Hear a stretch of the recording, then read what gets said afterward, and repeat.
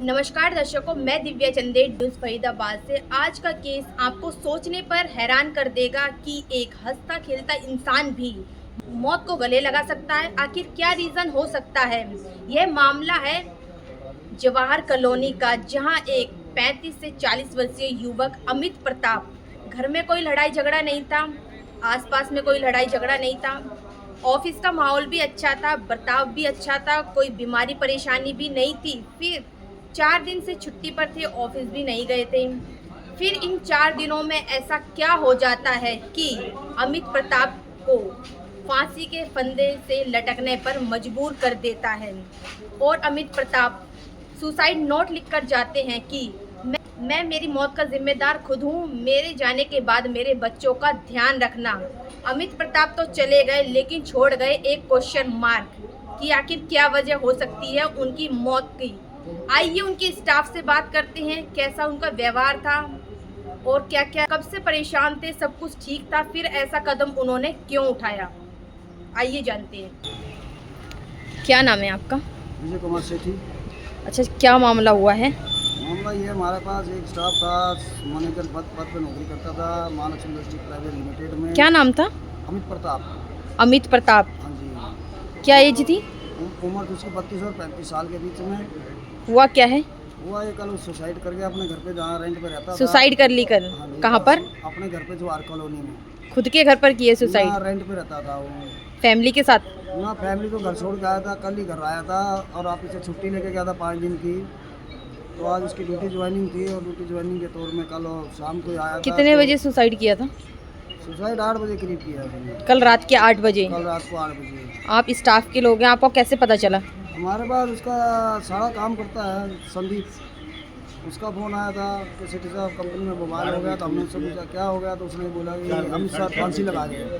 तो जब आप वहाँ पहुँचे, आपने क्या देखा? हम वहाँ जब पहुँचे तो हमारे साथ अपना स्टाफ भी था, हमारा अशोक था, जाकिर भी था, रमेश साहब, अपना केसरी नंदन जी थे।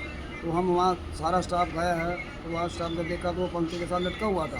पंखे के साथ लटके हुए थे? क्या कोई परेशानी थी कुछ पहले से? परेशानी नहीं थी, किसी प्रकार की कोई परेशानी नहीं थी। आस पड़ोस भी यही बता रहा था कि घर में कोई कलह हो, कोई अनबन? कोई नहीं था, कुछ भी आसपास कोई परेशानी? कुछ भी नहीं थी। आसपास कोई परेशानी नहीं, ना दफ्तर में, ऑफिस में कोई दिक्कत? कोई दिक्कत नहीं। दफ्तर में भी हमारी, दफ्तर में बढ़िया। कोई बीमारी परेशानी? कोई बीमारी, कोई परेशानी नहीं, कुछ भी नहीं था। जब आप कह रहे हैं कुछ भी नहीं है, तो कैसे फांसी लगा सकते हैं? अब तो ये तो मरने वाला जाना है या ऊपर वाला जाना है, जिसको लेना ना आप बता सकते हो तो ना हम बता सकते हैं। तो आप कैसे कह रहे हैं कि कुछ रीज़न नहीं था, उन्होंने फांसी लगाई है? यही था कि हमारे पास 10 साल से नौकरी कर रहा था, किसी प्रकार का कोई लड़ाई झगड़ा नहीं, या तो स्टाफ में लड़ाई झगड़ा नहीं, किसी से नहीं, कुछ भी नहीं, बढ़िया रह रहा था। यहाँ भी है।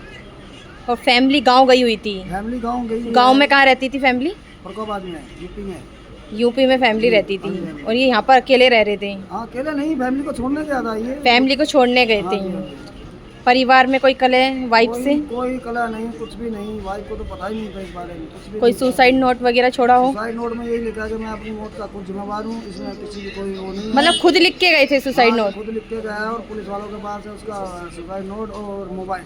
तो ऐसा कैसे हो सकता है कि बिल्कुल ठीक बंदे एकदम से अचानक फांसी लगा लिए? कोई तो रीजन रहा होगा। जी आपको बार बार रेगुलर आ रहे थे ऑफिस? का काम है कि ऑफिस रेगुलर आ रहे थे? हाँ, ऑफिस रेगुलर आ रहा था। कोई छुट्टी वगैरह पे नहीं थे? छुट्टी नहीं, छुट्टी तो अब लेके गया था 4 दिन की, 5 दिन की। 4 दिन की छुट्टी लेके गए थे? उससे पहले बिल्कुल ठीक थे? कोई पहले छुट्टी नहीं थी उसकी। तो मतलब अभी आपको भी कुछ पता नहीं है? ऐसा पता कुछ भी नहीं है। आस पड़ोस वाले भी यही कह रहे हैं, बहुत बढ़िया लड़का था ये और स्टाफ में भी बहुत बढ़िया था। और सुसाइड नोट भी लिख कर गए हैं? सुसाइड नोट भी लिख के, कोई क्या लिख के गए थे? खुद। बच्चे कितने थे? बच्चे 2 है, लड़की 10 साल की है, लड़का 12 साल का है। वो सुसाइड नोट आपने खुद देखा था? सुसाइड नोट हमने पढ़ा था, पुलिस वालों ने क्या लिखा था? उसमें यही लिखा था कि मैं अपनी जीवन लीला से तंग हूँ और मैं मर रहा हूँ और मेरी मौत का जिम्मेवार कोई नहीं है और मेरे बच्चों का ध्यान किया जाए बस। हो सकता है अंदर से कोई परेशान चल रहे हो, किसी को ना बता पा रहे हो? अब ना बताया हो तो उसके लिए हम भी नहीं कह सकते, ना हम आपको बता सकते झूठ। अब कौन सा पुलिस थाना लगता है? थाना सारण लगता है। कंप्लेन कर दी? कंप्लेन कल 112 को फ़ोन किया था, 112 के बाद सारण थाने में फ़ोन किया था। सारण थाने से अपना ड्यूटी अफसर आई, वो आए थे। अब क्या कार्रवाई कर रही है पुलिस? कार्रवाई अभी सुबह से हमारा स्टाफ जो है थाने बैठा है, वो 10 मिनट, 15 मिनट, 20 मिनट कर करके उनका टाइम बर्बाद कर रहे हैं कि जो कि हमने डेड बॉडी यहाँ से उनके गांव में भेजनी है, जो कि यहाँ से 6 घंटे का रास्ता है। और वो अभी पुलिस फैमिली वाले- से कोई नहीं आया है यहाँ पर? फैमिली को सुबह से वहाँ बैठा रखा है 9 बजे से। अच्छा, अभी आज चल रहे हैं, अभी चल रहे हैं, 10 मिनट 15 मिनट में चल रहे हैं, अभी तक यानी कार्रवाई नहीं हो। अब आपकी कार्रवाई क्या नहीं हो अपील पाई है? हाँ जी, क्या अपील है आपकी?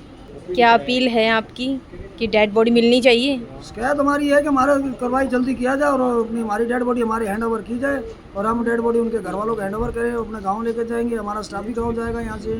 ओके, धन्यवाद। हाँ जी।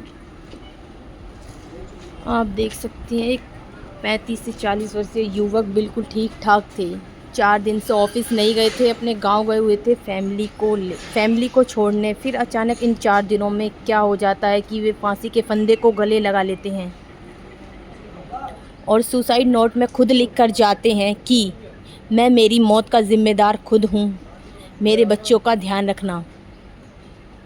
बहुत ही अलग तरह की खबर है, हैरान करने वाली है, दुखद है कि एक इंसान जो बिल्कुल ठीक ठाक था, घर में कोई परेशानी नहीं थी, बाहर कोई परेशानी नहीं थी, दफ्तर में कोई परेशानी नहीं थी, फिर ऐसा इन 4 दिनों में क्या हो गया कि उन्होंने मौत को गले लगा लिया और सुसाइड नोट में लिखते हैं कि मैं अपनी मौत का ज़िम्मेदार खुद हूँ।